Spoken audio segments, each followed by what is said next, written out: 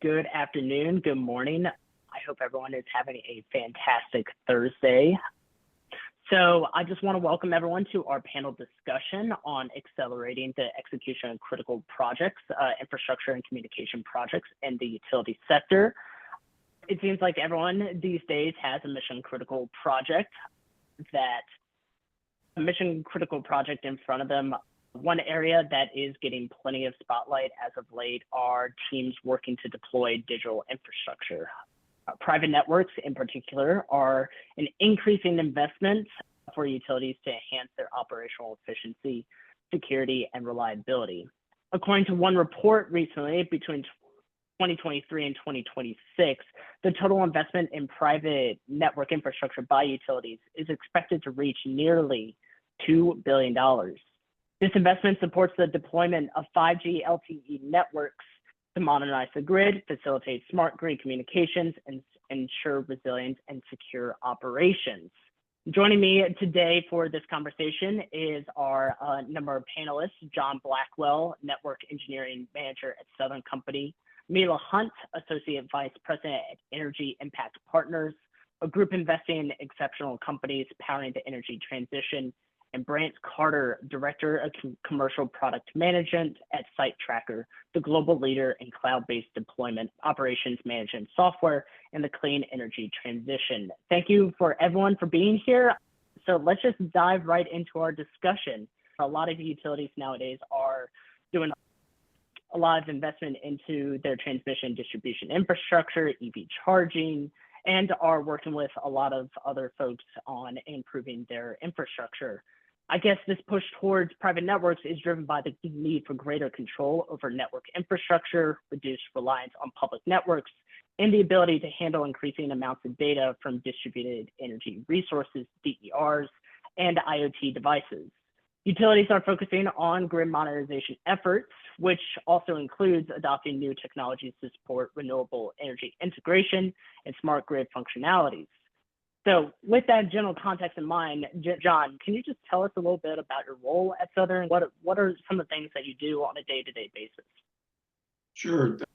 So I'm responsible for leading our fixed wireless, which we have our own private LTE network that we deployed years ago. And we have about 30,000 fixed wireless routers on that network. So I manage the team that supports those. I also lead our strategic services group, which is kind of a mixed bag of things, but the biggest part of it is life cycle. We have a life cycle program for all of our enterprise networking equipment, our LAN, WAN, and wireless LAN equipment in all of our 500 plus locations. So we do 200 to 400 projects a year. And then we're also planning a life cycle program for the fixed wireless side as well. I've been involved in the Site Tracker implementation for the last 2 years, leading that effort, and at least for the network services side. I initiated it for network services, and it's been expanded to other groups now. Still heavily involved in it and constantly tweaking on it to fine tune the deployment of it and get the most value out of it. Also lead or facilitate strategic planning initiatives for our standards and standard planning and processes. And then also the last 6 months or so has been leading some efforts for data visualizations, where we put more visibility on all the projects as well as operational data that we generate. And in the past, we've not been able to see a lot of that. So we're trying to get more visibility into that. Interesting. That's I know you mentioned data digitalization. Are there any number of challenges that kind of accompany that? Like, what are some of the challenges that you kind of see kind of in your role, both as a strategic service group, but also working with your fixed and wireless teams? I mean, the biggest challenge is we do generate a lot of data, and just trying to get the right skill sets of people to come in and help us put that data together to where it tells the story itself. And then once we do that, then you start seeing where some of the issues are and how accurate the data is. Looking at and it goes back to just having good standards so that we're capturing good data to start out with. Otherwise, you just have a bunch of of junk. No, I totally get that. I mean, there's so much data that's coming at you a lot. So, Mila, I kind of want to turn it over to you. So, EIP works with a lot of utilities out here, including I'm certain with Southern Company. Based upon your experience, what are some of the business as usual approaches that have like slowed progress and slowed a lot of processes over the past couple of years? Has it been this amount of data that's coming that utilities are having to like gather and understand, or what sort of challenges are you seeing out there? Yeah, well, first, I think we can all appreciate that utilities have been tasked with figuring out how to evolve this infrastructure to support changing demand over the last 100 years. So it's definitely a matter of business as usual kind of being a moving target for utilities, with reliability and affordability being front of mind, right? And so of course, there's rate-based scrutiny that goes into a lot of these investments. So utilities are often having to respond to lagging indicators on where investments need to go. But with that in mind, I mean, there's tangible change in the industry. Some of it's welcome, of course, with growing demand thanks to electrification and reshoring. But others that are concerning, quite frankly, more frequent and severe climate events are really putting strain on the T&D system. And utilities are tasked with building out capacity to meet this growing demand that we're seeing, while also maintaining and hardening their existing asset to make sure that they can withstand these resiliency events. And EIP's head of research, Andy Lubershane, has coined a term around this that he calls the utility gauntlet. So for the uninitiated, a gauntlet is sort of a medieval practice of running between soldiers on either side where you're getting poked and prodded along the way. I also think of an analogy in terms of like doing maintenance on a car while you're trying to drive it on a highway, right? So it's definitely complex, right? There's a lot of complexity and coordination that goes into these investments, both maintenance and capital. I think across our coalition, there's recognition that we really need new tools to address the circumstances that we're facing to get through this utility gauntlet. And we're seeing that across our partner organizations.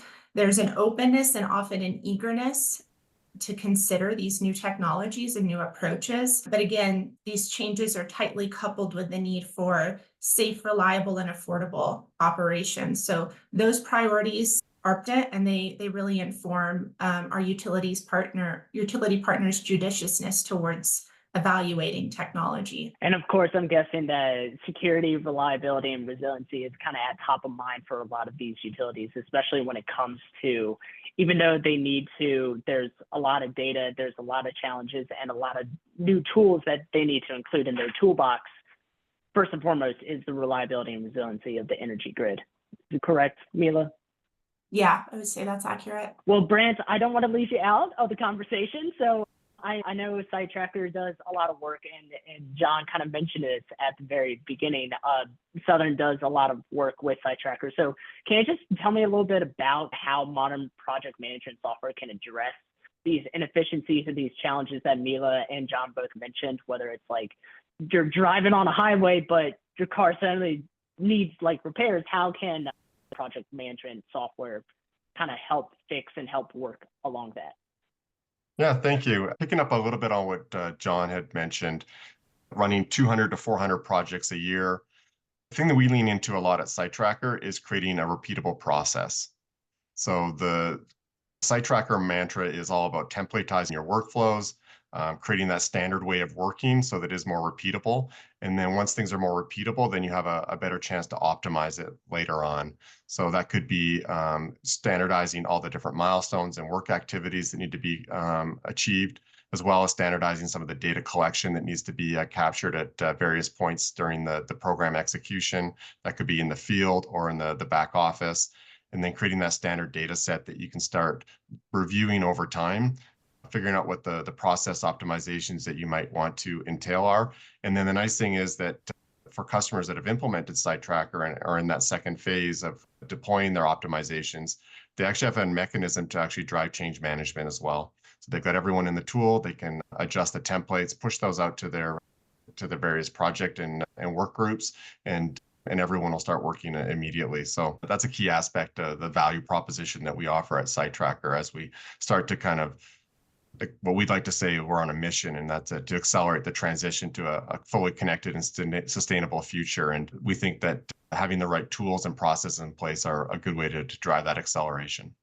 Well, thank you for that. I know that in today's day and age, we all need new tools in our toolbox, and whether it's like specific skills, and sometimes I know site tracker software can definitely kind of help a lot of utilities in this growing age of electric vehicles and data centers and everything like that, of being able to control and manage different progresses for projects. So I think you mentioned this a little bit, but could you provide just some like specific examples of how SiteTracker has helped utilities overcome some of these challenges? Is it just data from project management, or is it the flexibility that SiteTracker provides? Yes, we've got purpose-built workflows for different business processes that our utility customers are typically executing. That could be distribution, it could be private network, it could be pole attachments, or even managing operational infrastructure. So the fact that our software is, again, sort of purpose-built for those types of workflows means that you can get up and running out of the box, and you're not trying to shoehorn some existing applications to meet sort of new ways of working or new use cases that our customers are facing. You mentioned EV, that's certainly a big part of our portfolio, but the private networks are certainly our bread and butter and part of our core value proposition. Yeah. Well, I also noticed that you mentioned pole attachments. That's definitely a big hot topic for a lot of our utilities. But as today's conversation is about, it is about private networks. So I want to dig down a little bit deeper into that. So I've heard a lot of our members talk about some of the pain points and some of the challenges they're facing when it comes to private networks, whether it's spectrum access or whether it's the just general high cost of deployment. So John, I want to turn the question over to you. With your role and your team when it comes to private wireless networks, how important is it to centralize all the project data within your operations? How important is it to prioritize and centralize all this data that you're receiving? Oh, it's very important. In the past, we had no visibility on the data we had for our projects. We were managing, like I said, several hundred projects a year. We were using a huge Excel spreadsheet to do it, to try and do it, and it was what we used for planning, and then it was not populated very well during the execution phases, so we were getting bogus data. We were relying heavily on project managers to capture the information from the engineers and technicians and then key that into some tool, and they were using separate instruments, whether it's Microsoft Project or their own spreadsheets. And so there was no standards. We had very poor visibility into what we had. And with SiteTracker, though, it's a very easy to use tool, easy to learn, but everything's in the cloud, so it's all updated in real time. So now we're able to, when we implemented SiteTracker, it started out as a pilot, but it's really helped put more visibility and focus on all of our projects. It allowed us to facilitate standardized processes as well, because the tool's built into it. And you really can't automate anything if you don't have standard processes. Otherwise, you're chasing different data points. But it's really helped us to drive out a lot of efficiencies, eliminate and automate tasks. It's just a very robust platform. It's allowed us also to develop dashboards and KPIs and reports.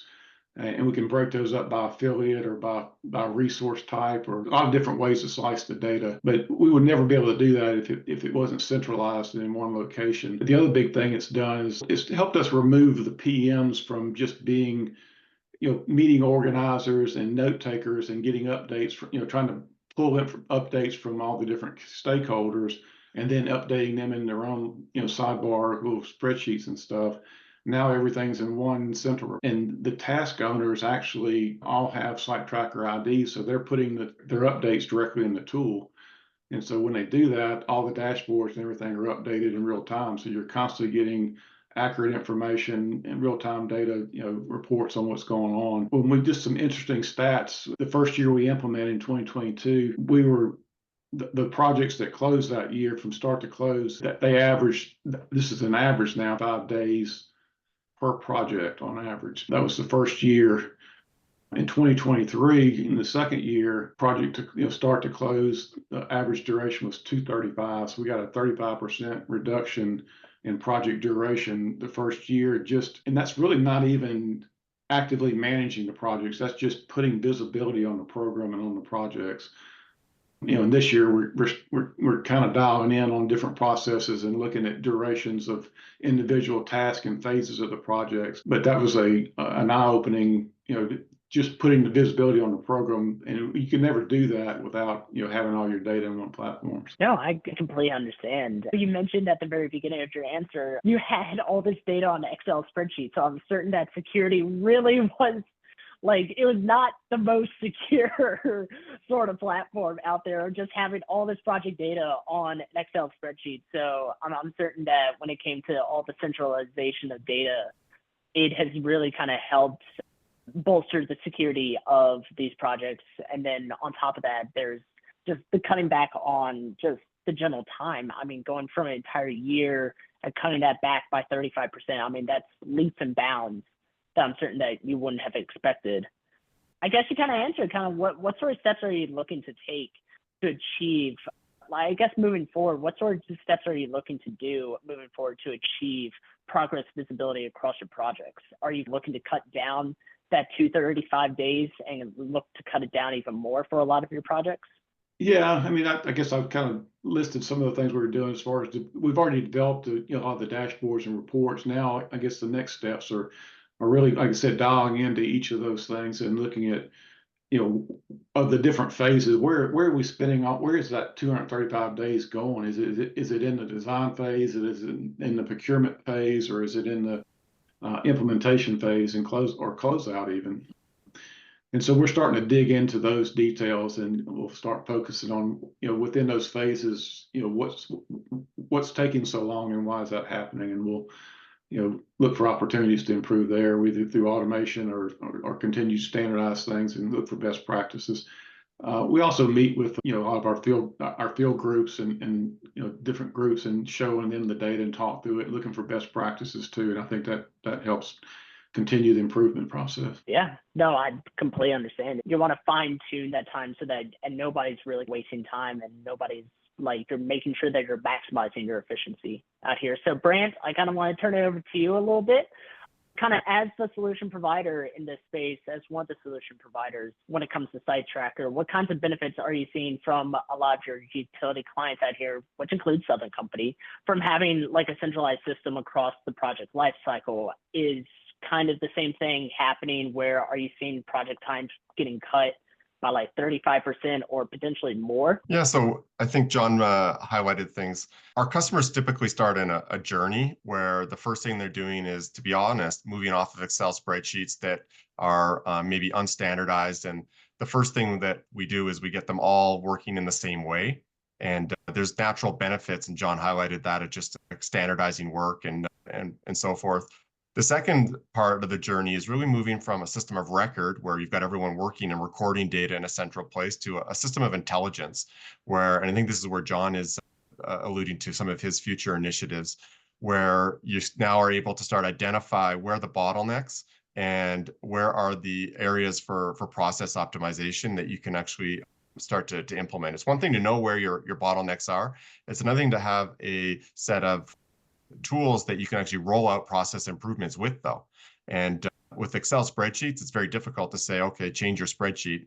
I mean, that's an exercise in futility. But if you roll out a new milestone on a template, or you start shrinking some durations on your master template, then you've got a view. The other thing that our customers often appreciate is the sort of asset-centric model of SiteTracker. So we're not just about managing dates, which of course we do well, but we also manage the asset base that's been installed, and keeping track of the entire history around the asset, and giving our customers a 360-degree view of all the work that's ever been performed on the asset, what the status of the asset, both operational and from a maintenance perspective. So those are the two things that our utility customers kind of point at in terms of saying these are the key value areas that we're able to provide. No, I completely understand that. And when you're looking, whether you're a small utility or even a large utility, from a co-op all the way to a investor-owned, sometimes you have thousands, if not millions, of assets out in the field, and I can definitely see that it's hard just to kind of keep track of all these assets out here. So, Mila, I would love to kind of have your perspective on this as well. every department of utility seems to be deploying some sort of mission critical project in today's environment, whether it's electric vehicles, pole attachments, pole replacements, data centers, or private internal nets. And I guess to make all these things complex, they're all connected. What can you share about how the utilities are maintaining visibility across these connected projects? For a lot of these systems that allow better centralization of project data, how are supporting activities like capital planning or reporting? Yeah, I think Brent and John's answers really beat me to the punch a little bit. It's so easy when you're in these organizations to get fixated on a point solution for a particular use case or a particular stakeholder. But to everyone's point, you leave a lot of gains on the table when you think about targeting a specific use case instead of kind of trying to take a step back and take in the larger picture. A lot of the gains that I'm referring to typically are thought of in terms of truck rolls, which is definitely a valuable OpEx metric to track. But these benefits also extend to the back office. So I'm thinking of functions like system planning, engineering, permitting, reporting, as John alluded to. All of those things can benefit from having a centralized reporting and project management tool. From my experience in the utility industry, there's definitely an inclination also to kind of do this interim step in between an enterprise solution like Site Tracker, is to kind of bolt on home-built databases to supplement things like Enterprise Maximo. And a lot of these are kind of often tailor-built to track certain programs. And this happens typically after recognizing that you've exhausted Microsoft Excel capabilities, right? And not to disparage Excel, right? I'm still a big fan of that tool. But utilities have just been on this path towards digital for the last few decades. And what we're seeing with our partners is there's this persistent question of buy versus build. And it's important to pause on that question and really navigate it and have the necessary internal discussions. We're seeing a lot of that discussion right now around AI applications as well. At EIP, we specifically see unique value in applications that are adopted across different industry segments. So these platforms have already done a lot of the learning and developed optimal like backend integrations, workflows, and UIs that help utilities leapfrog some of that development stage and some of the constraints that come with in-house built systems.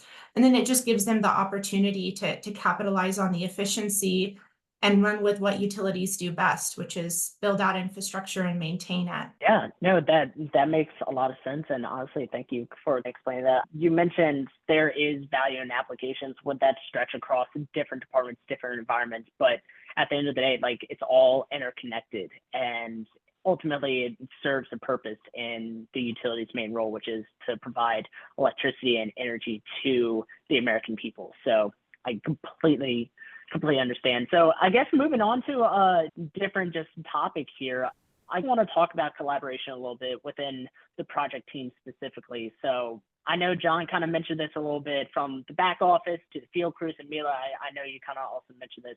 There are so many different departments out there that have their hands into a specific project. And I know that this sort of area right now is a major challenge for a lot of utilities. So Brant, I want to have you go first right now. How does Site Tracker enhance collaboration across the different project teams, including the field teams? Like, are field teams able to communicate with the back office a lot more, or is it project managers are able to communicate with the field teams and the engineers that are out there on the field? So we view collaboration kind of two modes. The first would be internal collaboration, so just keeping track of activities within your own team and with your own organization. And then the second is external collaboration, so working with your business partners, your contractors, your suppliers, and both are super important, right?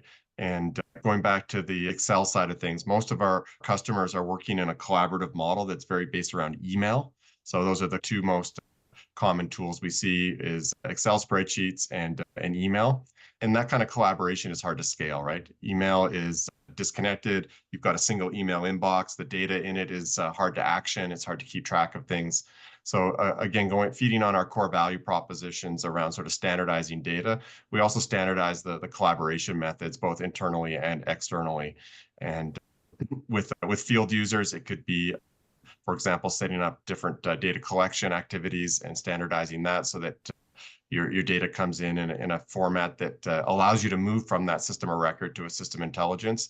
And then with your business partners, with SiteTracker, you can set up collaboration portals and provide them a view into your workflow so that they can hook into that workflow at various points that they need to provide their updates and their documentation and any other data, and get everyone kind of working on the same page.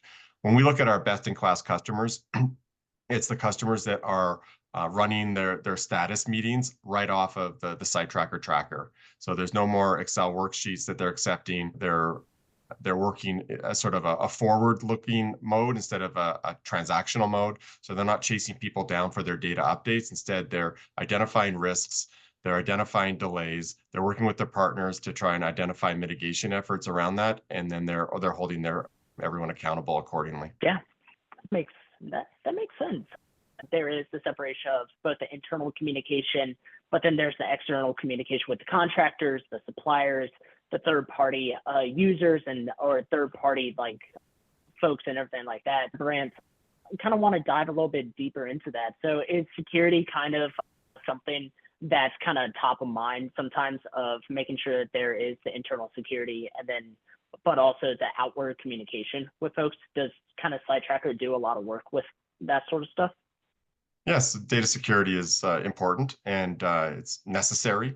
And certainly our application supports a variety of different sharing and collaboration models that allow you to confidently bring your contractors into your environment, knowing that they can have access to the data they need, but no more, no less, and that they're able to provide their updates accordingly. So honestly, that's great. I do have just one more question for you, Brand. Could you share any general success stories of like this collaborative model of both the internal communications and the external communications? Has there been any general success stories that you've seen from your utility clients out here? Yeah, I'll lean back onto what best in class for us looks like. The customers that are able to get the most value out of our product are the ones that do invest in inviting their partners in, and getting out of the kind of shared email Excel worksheet update mode, where they get an Excel worksheet emailed to them at the end of every week with a bunch of dates on it, and having to rekey that into another Excel spreadsheet so they can produce their management report. We break that cycle, and we push our customers to adopt it, because that's how they get the most benefits out of adopting the technology. Awesome. I appreciate that. That's great. Kind of just breaking the cycle and kind of doing something new and fresh. John, I kind of want to turn this question.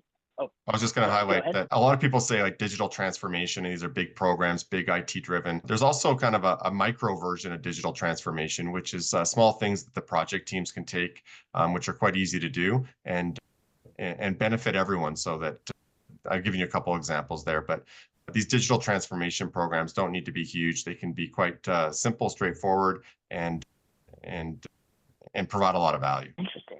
That is really interesting, of the whole digital transformation, because I feel like in a lot of utilities in the past are very stuck in their ways of whether it's paper copies or relying, as we've been talking, just spreadsheets when it comes to private internal, building out these private networks of being able to identify everything. So I think just digitalizing everything and transforming that into a very safe and secure digital platform is impressive.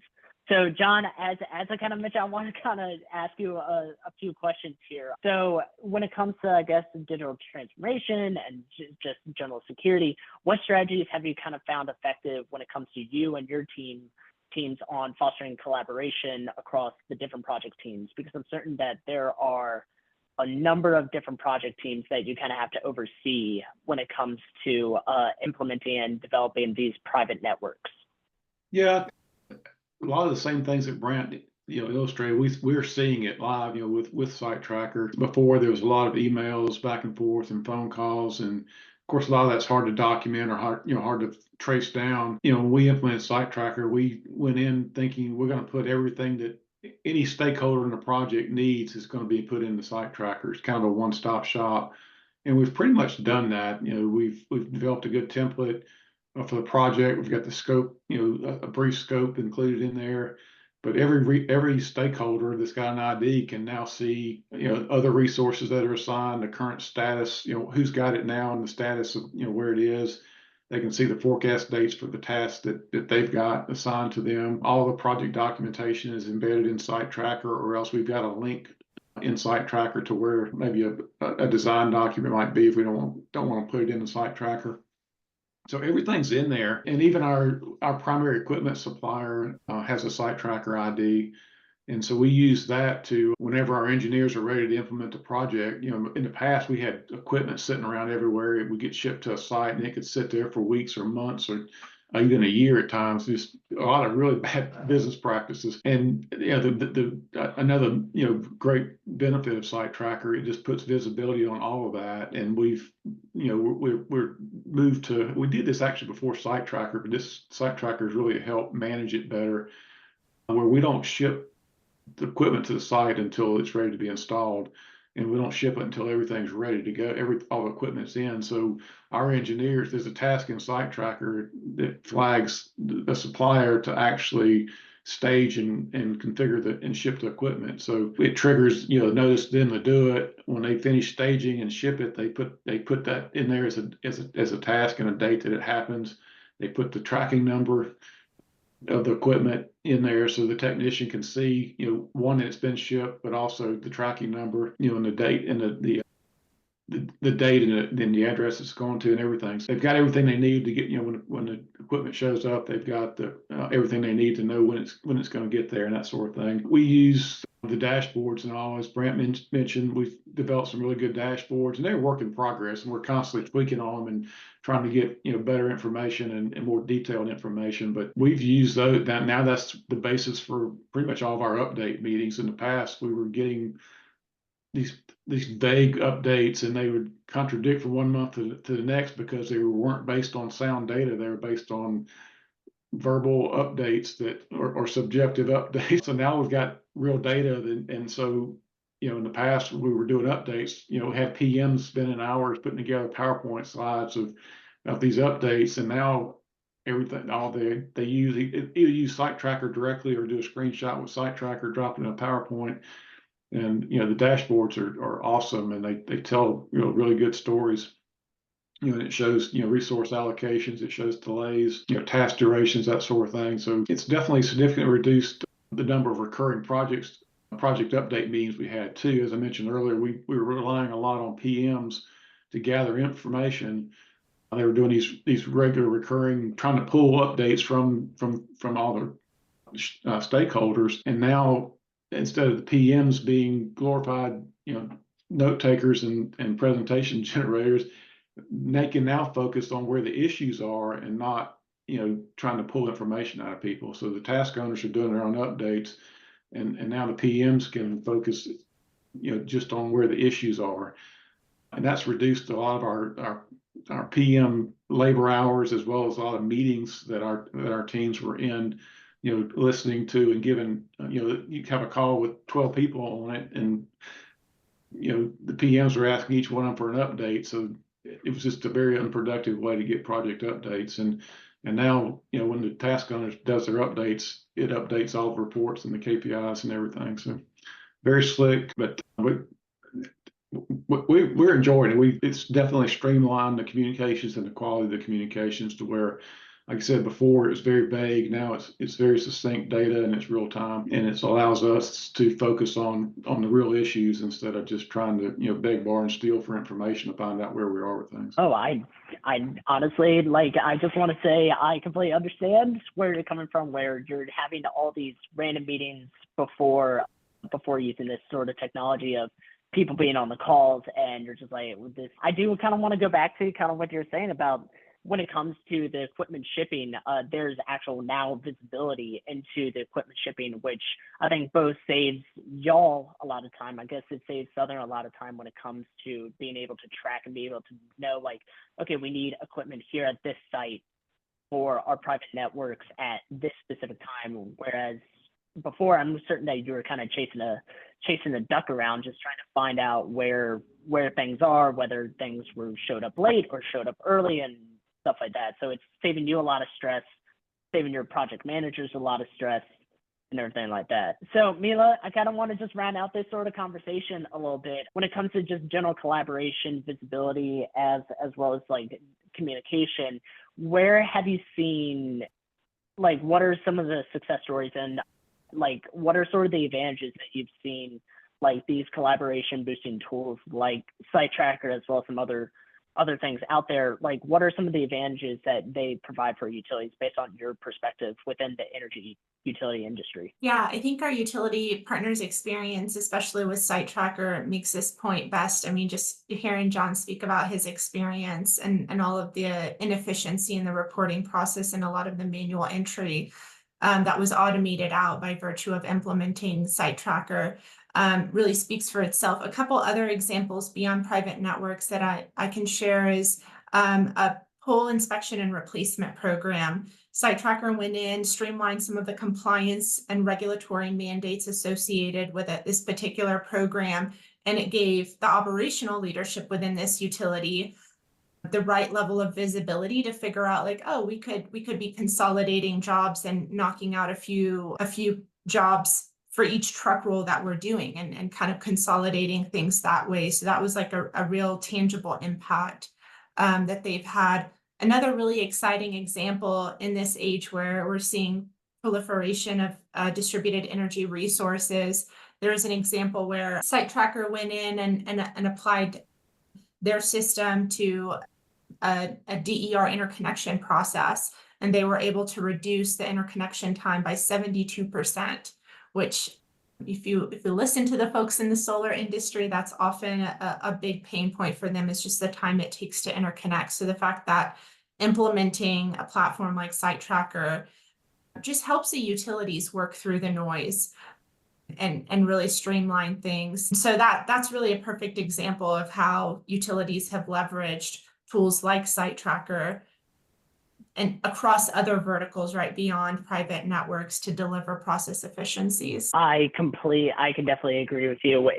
You did mention the pole attachment, pole replacement, and process, and I've definitely heard from a lot of our members that is a major pain point for a lot of our utilities, of being able, I think, from the actual process itself to managing the workforce and the work labor necessary, and being able to coordinate and communicate with contractors and attachers and the like. And it can definitely be a frustrating process if you don't have the appropriate, like, communication processes and the data collection processes in place. Which leads me to a really, really fun sort of question and topic I have. I did mention kind of the workforce. I think we've kind of bounced around, kind of tiptoed around the workforce issue. But as we all kind of know, that when it comes to the general workforce, there is the aging workforce out there, and there is a dire need for a stronger and younger workforce within the utility industry. So John, I kind of want to get your perspective into this, especially with what kind of Southern Company is doing when it comes to hiring, training, and onboarding a lot of new utility engineers, as well as front office, and as well as back office, as well as in the field engineers. Kind of what are you kind of doing? What is Southern kind of doing to ensure that your field teams are trained and empowered when it comes to the sort of next 2, 5, 10, 20 years down the road? Yeah, that is a real issue. I don't have field techs myself, but that same thing applies to the engineering force as well. We've got in the utility industry, it's not uncommon for people to have 10, 20, 30, 40 years with the company, and those folks are starting to go out, retire, and bringing in, new people is a challenge. I know on the engineering side, when we bring in a new, whether it's a full-time employee or a contract engineer or whatever, and I did talk to our field operations or field tech supervisors and kind of got their input on it too, but it's a real issue. The key is to have, standard practices. The more you can standardize on things, it makes it easier for the whole onboarding process. Some things that we've done to enhance that is, in the last couple of years, from a field technician standpoint, they actually now have a dedicated training analyst that coordinates all the training programs. They have more structured classes. They're standards based. They're actually in the process now of building a training center with learning labs in it, so they can actually get in there and get hands-on experience in a lab without interfering with live networks. But SiteTracker is a great tool to help with that as well, because as we mentioned before, it really enhances the standards enforcement, development and enforcement policy. And some of the, I guess, 3 tenets that we use for training is, develop standard practices. The second thing is train and communicate those standards. And then the third thing is enforce those standards. And SiteTracker really enhances all 3 of those things. It's a good platform to help do that. So, and within the tool, there's some good things we've done with it as well, as far as, like I said, reducing the onboarding for contractors and employees. But there's a forms feature in SiteTracker that we use for, you don't want to get too wordy with all to have too many tasks in your template. So there's a forms feature where you can actually have like checklists and stuff like that. So we use that as, for how-tos and to-dos and that sort of thing. So, before you finish this project or this task, have you completed all these tasks that may apply to that task? And so that helps, with the hand holding, if you will, of getting people comfortable with the, how we do things and getting them trained as well. I appreciate your answer. Your really just in-depth answer there, John. I know that when it comes to workforce development, questions are always going to pop up, and it's good to have a standardized practice. But also, you did mention that you are Southern. It has been looking always at hiring training analysts and training practitioners to help along with that training. So, Mila, based on your perspective, what has kind of been happening when it comes to the workforce development within the industry, especially when it comes to training to handle these private networks or training to handle other sorts of things that are happening in the utility industry? Yeah, so as John alluded to, my perspective on the utility industry is they're quite adept at training, right? Especially for folks earlier in their career. I certainly benefited from that earlier in my career. I started my career at Encore and benefited greatly from their thoughtful training and development programs. There's robust training programs also dedicated for field operations, and many of those tie training milestones to career progression, right? So you kind of have to achieve certain milestones to go from a helper to a journeyman lineman, for example. And I'm seeing a lot of organizations in the EIP coalition that are really embracing field technology when it comes to training and retaining their workforce. Just to share a recent story from Georgia Power, they recently won the EEI Safety Leadership and Innovation Award from EEI. Where they partnered with another EIP portfolio company called Urbant to deploy AI-powered worker safety solution in the field, right? So it's digitizing job site safety at tailgates, so the folks out there can be better aware of the hazards. And technology just makes a difference, right? It makes a difference, especially for younger folks that are, perhaps iPad kids, right? Growing up and just getting used to navigating that technology. It empowers people, it gives them a sense of safety in those unfamiliar environments, and it helps them come up the learning curve faster, especially when you're in a situation where so much of your knowledge base and your trainers are exiting the workforce. Well, I want to pull a specific quote that you just mentioned. Technology makes a difference, and I cannot agree better with that. So, Brant, just to close it out with you, I know SiteTracker is a technology that a lot of people use. So, when it comes to this onboarding process and the workforce development processes out here, what sort of tools and what can SiteTracker kind of provide when it comes to this workforce development and onboarding processes? Does technology like SiteTracker really make a difference? Yeah, certainly there is a big turnover in the industry in terms of a workforce that's got incredible skill set being replaced with one that's more junior. However, those new people entering the workforce, as Mila mentioned, are not only ready to adopt technology, they expect it, right? They expect to have information available to them. They are much more self-service oriented and want to learn and want to have access to the tools to do the job right and know how to do that. There's certainly some tactics there with providing job aids as an example, so that when they're out in the field and ready to kind of start a job, that there's a digitized format of this description of what the work needs to be performed, what the expectations are around the data capture and executing that particular job. So that's one particular area. But in general, the workforce is definitely turning over. the expectations around what technology is available to help them perform and complete their work and supplement them is much higher than it's been in the past. And you need an application that has no friction, that works the way that they're used to, and is generally making their life easier, not viewed as a tool that is encumbering them or adding friction or making their job more difficult. And of course, I'm certain that SiteTracker does a lot of those things, especially when it comes to an easy to learn, easy to use, easy to operate on. I've heard that John kind of talked about that a lot. I do have one more question for you, Brent. So when it comes to private networks, I think you touched on this a little bit when it comes to all the data capture. Are there specific training programs? Like you did mention that there are job aids on SiteTracker, but does a program like SiteTracker, does that provide a lot of in-depth technology and I guess training manuals when it comes to developing, building, and processing and building private networks? Are there kind of training modules or training programs on your tracker like this? Yeah, so we view ourselves as a distribution of information. So customers that have built a knowledge base or want to institute a program where they actually want to start capturing that from their exiting workforce before they leave, certainly they want to get the most leverage out of that information as they possibly can. And using SiteTracker as a way to distribute that information out is certainly a very sort of useful way. You've got the ability to sort of standardize different work types and different job tasks, attach a job aid to it, which represents kind of the best practice or what good looks like in terms of executing that particular activity.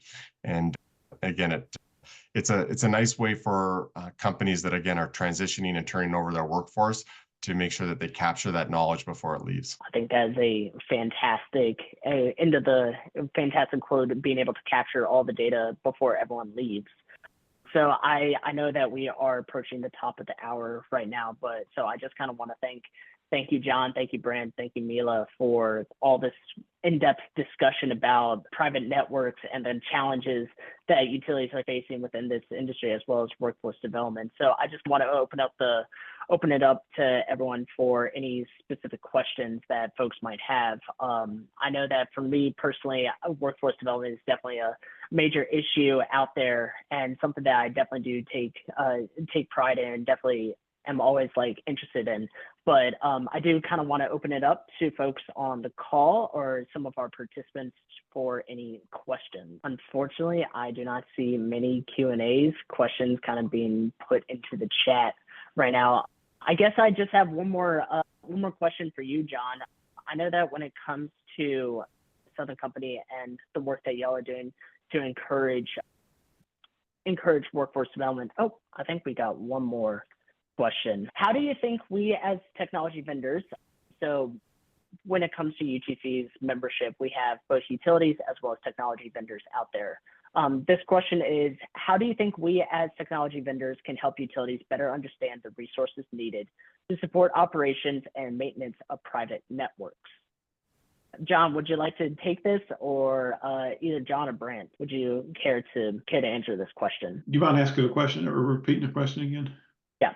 How do you think we as technology vendors can help utilities better understand the resources needed to support the operations and maintenance of private networks? What are some of the tools? What are some tricks? What's some advice that you can provide to our UTC's technology vendors? Brent, you want to go first? Yeah, I think the questions may be in two parts. The first is making sure that there's visibility into what are the operational needs and the upcoming work.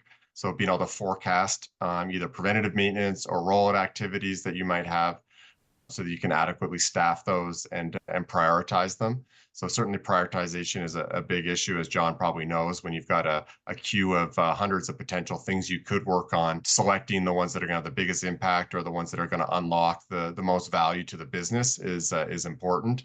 And a good way to do that is to start bringing in that planning data into your operations much sooner, right? So giving visibility into it, attaching metrics to each of the outcomes that you hope to achieve by executing that particular work, and then scoring it against the value that you think it's going to provide. There's no shortage of things to be worked on for sure.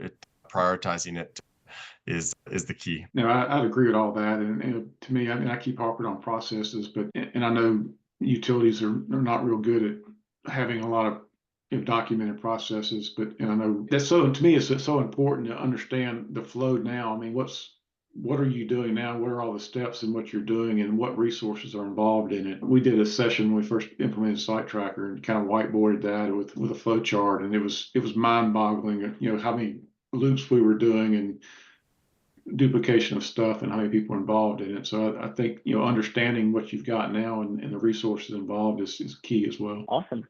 I don't think that we have any more Q&As in the chat right now. So I know that we are nearing the top of the hour, so I just kind of want to ask all the panelists on here just some final words and just make it really short and sweet. So Brant, would you like to say any final words? Yeah, I'll say introducing technology or a new product or new application into your organization can seem daunting. It doesn't need to be. We have many customers that start small on a specific program or a specific business area. We've talked about private LTE and some other use cases in here. So just be aware, it doesn't need to be a big effort to get new modern tools and integrated into your organization. Thank you, Brant. Mila, just any final words that you have for the audience members? Yeah, I think it's really heartening to see utilities open up and embrace technology. Most of the folks that I engage with are admittedly innovation leaders that are tasked with bringing this innovation into the organization. But for the rest of the organization, I think it really helps to keep an open mind when some of these solutions or suggestions come up.